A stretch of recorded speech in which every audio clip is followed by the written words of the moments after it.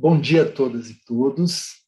Meu tema é a literatura e a visibilidade ou a invisibilidade do outro. Quando a gente pensa que a literatura faz ver o outro e faz ver aquilo que está invisível, não evidente ou ocultado, a gente pode pensar numa relação da literatura com a antropologia. A antropologia é uma ciência cujo objeto não é um isto, ou seja, uma coisa, nem é um ele olhado de maneira impessoal, numa terceira pessoa, mas o objeto da antropologia é um outro, que é um sujeito e que é também um eu. Isto desafia o antropólogo a converter-se, de alguma forma, ele mesmo em outro, ou seja, fazer-se outro, mesmo que ele não se converta literalmente no outro. O escritor argentino Juan José Saer fala na literatura como uma forma de antropologia especulativa, que especula sobre a virtualidade de outras modalidades do ser, do existir e do acontecer. O crítico brasileiro Alexandre Nodari levou esse pensamento bastante adiante num texto chamado A Literatura como Antropologia Especulativa. Pensando nisto, né, assim como a antropologia é uma atividade, uma experiência que tem que dar conta de um objeto que é um sujeito, e, portanto, que desafia o antropólogo a se transformar ele próprio neste outro, um objeto que é um sujeito, também para a literatura nós podemos pensar que a máxima de Rimbaud, eu é um outro, se completa com a fórmula ou a ideia de que o outro é um eu. E, nesse sentido, esse ponto de partida está na própria linguagem, está no modo como a ficção lida com a palavra eu. Porque quando se desencadeia um processo de ficção, o eu do escritor não está ligado, obrigado à sua pessoa empírica, mas este eu é uma espécie de ele, é ele mesmo um outro, fingido, ficcionado, e assim também o leitor se projeta neste eu, que é um ele, que de certo modo é um tu, porque se dirige ao leitor e o chama para dentro desse jogo ficcional. Nesse sentido, diz Alexandre Nodari, na literatura não se trata simplesmente de passar do eu ao tu, mas de habitar uma posição transversal em que se está ao mesmo tempo e conjuntamente na posição de sujeito e objeto, transitando da posição do pronome eu à posição oblíqua de um mim, que é o eu de um outro, o eu para um outro.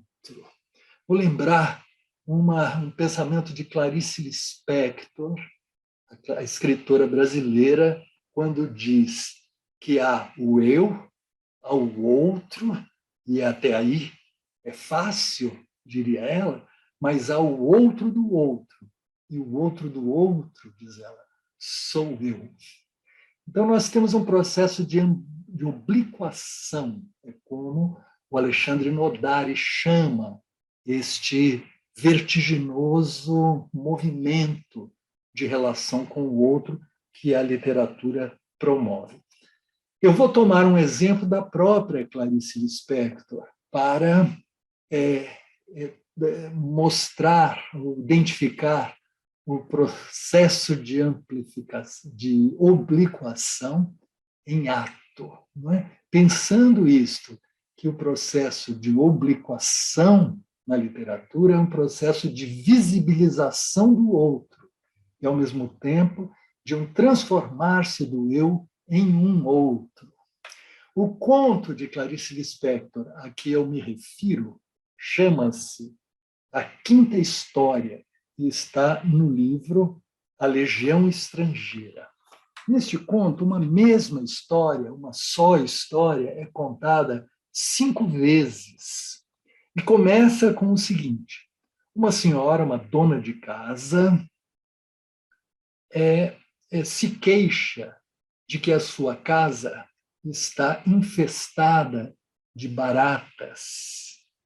E uma amiga, uma outra senhora, lhe dá uma receita de como matá-las, de como matar as baratas. É uma receita engenhosa e consiste no seguinte: misturar e espalhar pela casa partes iguais de açúcar, de farinha e de gesso. A farinha e o açúcar atraem as baratas, e o gesso, uma vez comido, as paralisa por dentro e as mata. Então, nesse primeiro ato da narrativa, que é puramente pragmático, as baratas são nada mais que um alvo a ser exterminado. A receita funciona e elas morrem. Acontece que a narrativa dá uma nova volta e reinicia a história, desta vez com um segundo título. Não mais Como Matar Baratas, mas como o assassinato. E essa segunda versão se concentra no fato de que, ao preparar a mistura, a mulher já se vê afetada, tocada intimamente pelas vítimas que vai fazer, sentindo que a sua relação com elas não é meramente instrumental e exterminadora, mas que é determinada por um vínculo afetivo que vai se tornando ardente. Ou seja, é como se a história dissesse: não se estabelece uma relação com outro vivente que seja uma relação neutra, que passe impune. Ela traz à tona, na segunda história, que é a mesma, repito, ela traz à tona os afetos que a vinculam às baratas que ela quer matar.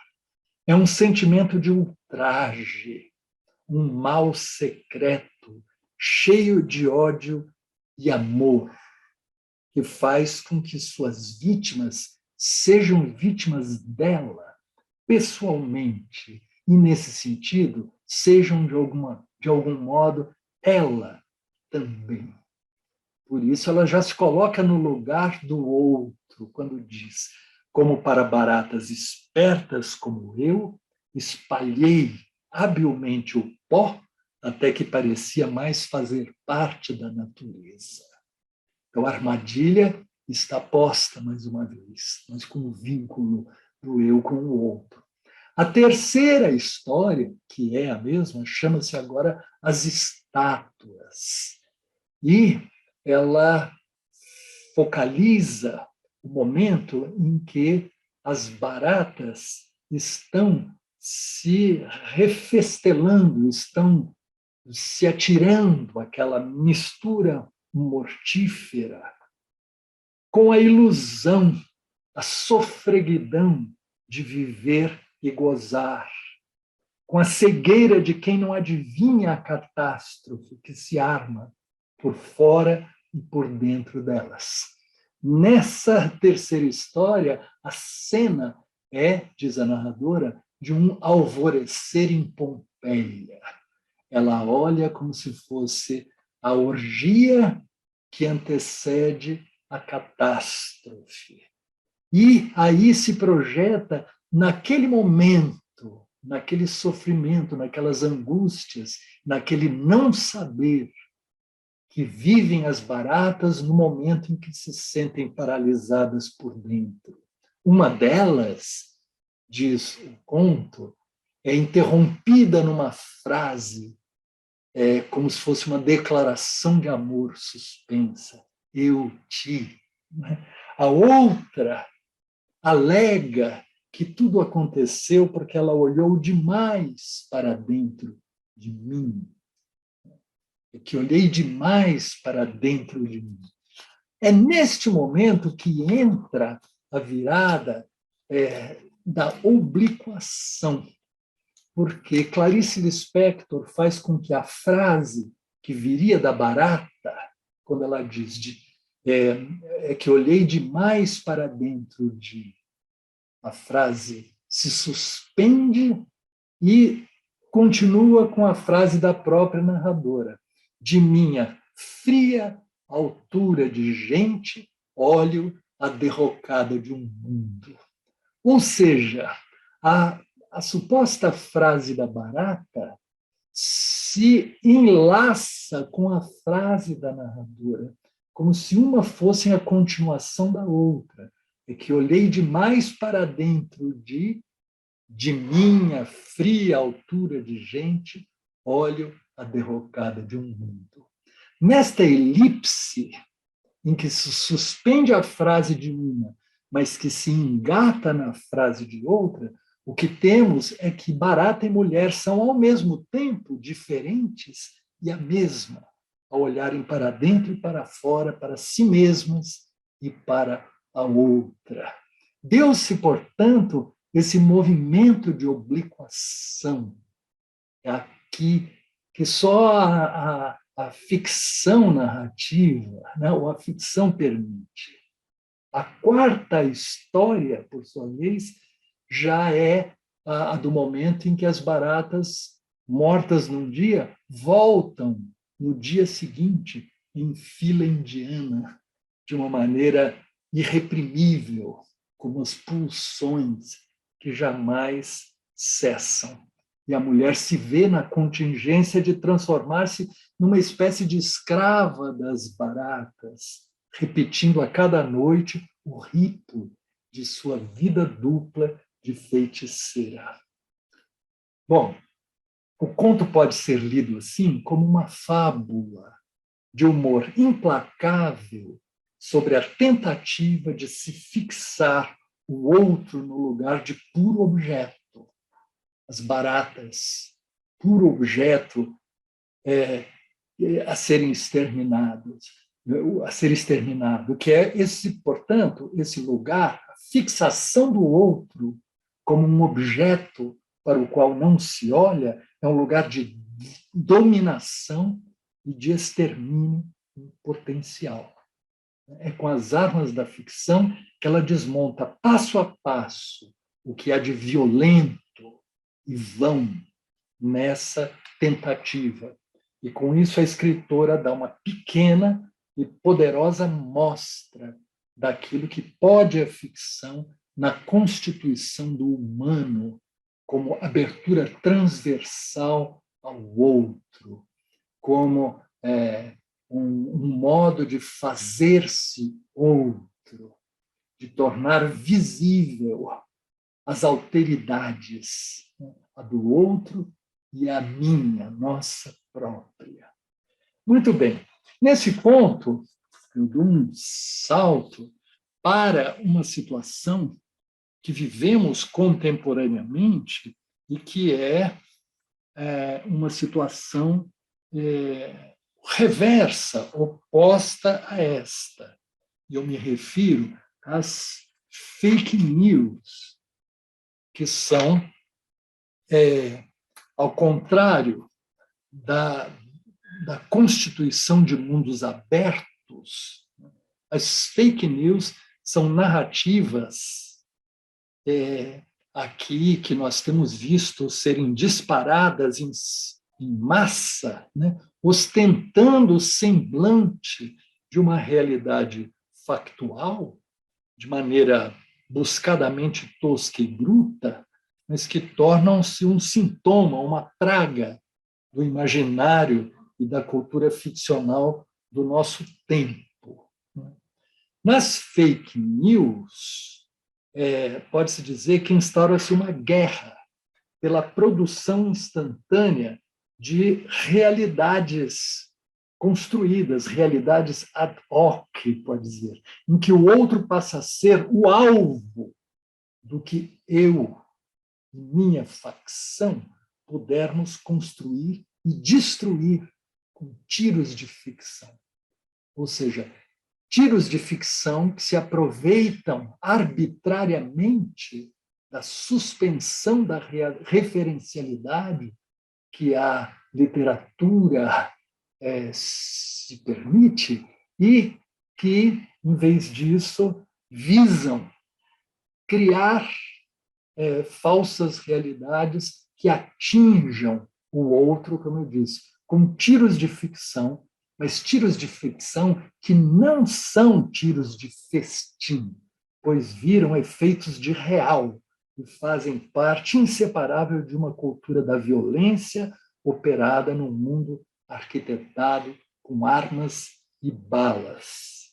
Ao contrário da obliquação literária, que consiste em exercitar a possibilidade de experimentar o lugar de um outro, trata-se nas fake news, enquanto narrativas disparadas em massa, de acusar o outro de invadir e ocupar o próprio lugar. Trata-se, portanto, de uma inversão paranoica e um mecanismo, um dispositivo narrativo que consiste em anular ou negar a presença ou existência do outro concebido como ameaça. Eu vou tratar agora, tratar desse assunto de volta à literatura, recorrendo a um conto de um jovem escritor brasileiro chamado Giovanni Martins, e em que nós podemos dizer que ele toca nessas questões, ele toca na questão da visão do outro como ameaça, né? A invisibilização, que por sua vez acompanha o sentimento de que aquele outro representa perigo, e ele trata isto de uma maneira muito, vamos dizer, engenhosa e original, indo ao cerne desta questão com as armas da ficção. Então, me refiro a um conto chamado Espiral, que faz parte do livro Sol na Cabeça, de Giovanni Martins, escritor negro brasileiro do Rio de Janeiro. O conto fala de uma experiência de um jovem morador de favelas que no Rio de Janeiro estão, como se sabe, muito próximas de bairros e condomínios ricos. E o conto começa, portanto, narrando a experiência de sair da favela para ir à escola. Mas no caminho entre a favela e a escola, passar em 15 minutos de um lugar, vamos dizer, periférico, um lugar segregado, né, invisibilizado, passar por condomínios onde plantas ornamentais enfeitam grades e onde adolescentes ricos fazem aulas particulares de tênis. Então, é uma exposição muito direta e muito bruta da distância social. Este caminho é uma experiência de passagem que comporta uma verdadeira cascata de medos, porque os meninos do colégio particular, próximo à escola pública, para onde vai esse garoto da favela, têm medo daquele grupo de jovens favelados. Ao mesmo tempo, na própria escola pública, esses jovens têm medo de outros mais fortes do que eles, que por sua vez, os ameaçam. Então, é uma cadeia, uma espiral de medos, mas que se concentra aqui no medo que o próprio rapaz, que vem da favela, negro, produz nas pessoas brancas, homens, mulheres, adolescentes, idosos, pelos quais ele passa. Esse susto que ele provoca, né, susto social, né, susto dessa presença do outro como ameaça, do outro de classe como ameaça, o assusta também. E o assusta em seguida quando ele percebe que o susto do outro vem dele mesmo. Então, é um susto do susto, que envolve uma espécie de relação especular aqui, mas especular invertida, né, na relação com o outro. E é nesse momento que esse protagonista, jovem protagonista, resolve, tanto como cobaia quanto realizador, produzir uma experiência. E a experiência é a seguinte: ele pesquisar o medo que ele mesmo provoca involuntariamente, simulando ser, de fato, aquilo que o outro projeta nele. Portanto, simulando ser o assaltante que ele não é, mas que o outro pensa que ele é. Portanto, fingindo encarnar a ameaça que de fato ameaça o outro. Né? Portanto, experimentando obsessivamente ser o outro do outro, como que nós retornamos à fórmula de Clarice Lispector. Né? O outro do outro sou eu, mas só que aplicada ao ponto de fratura social e suas paranoias. Portanto, a arma do crime que ele comete pelas ruas, né, o protagonista, não é outra senão a própria ficção. O que ele está fazendo é instaurar vamos dizer, um dispositivo de ficção, que é uma obliquação enviesada. Então, é como se ele fosse o fingidor de Fernando Pessoa, né? Finjo tão completamente que sim, chego a fingir que a dor que devera sente. Ele finge tão completamente que finge ser para o outro a ameaça que o outro pensa que ele representa. Assim, ele a certa altura, melhor dizendo, resolve se concentrar num único personagem, um homem com o qual ele se tromba na rua e que se assusta com ele. Ele passa a seguir esse homem e que ele chama ficcionalmente de Mário, lhe dá nomes à mulher e às filhas deste Mário e vai seguindo até o momento em que ele pudesse dar o assalto de ficção, né, que ele mesmo teme, mas que é essa experiência, em suma, de levar até onde pode essa experiência da alteridade. No conto termina no momento em que o Mário, sentindo-se perseguido por ele, entra no seu prédio e da janela do apartamento, lá de cima, olhando à distância, toma uma arma que indica, né, a indicar que ele está armado, né, com uma pistola automática. E então o protagonista diz: sorri para ele, percebendo naquele momento que se quisesse continuar jogando esse jogo, precisaria também de uma arma de fogo. Assim termina o conto, né, em suspenso, como os bons contos terminam vamos dizer, no ponto crucial em que toda a situação está posta. Né? Mas é um conto cuja experiência narrada confirma que tiros de ficção no mundo conflagrado não são tiros de festim, que desembocam em tiros reais. Né? A espiral, que é o nome do conto, né? É a espiral da violência, uma expressão corrente, pelo menos no Brasil, espiral da violência, né? Que sugere o título do conto, ela nasce no imaginário e desemboca no real.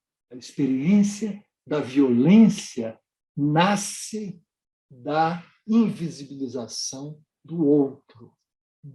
Então, levando o jogo da ficção para o próprio lugar crucial em que se manifesta a exclusão, o conto é um achado, um verdadeiro achado literário sobre a realidade da exclusão e sobre o estado da ficção hoje. Então, muito obrigado pela atenção. Pena eu estar à distância, pena eu não estar participando diretamente desse evento, mas desejando a todos, então, ótimos encontros.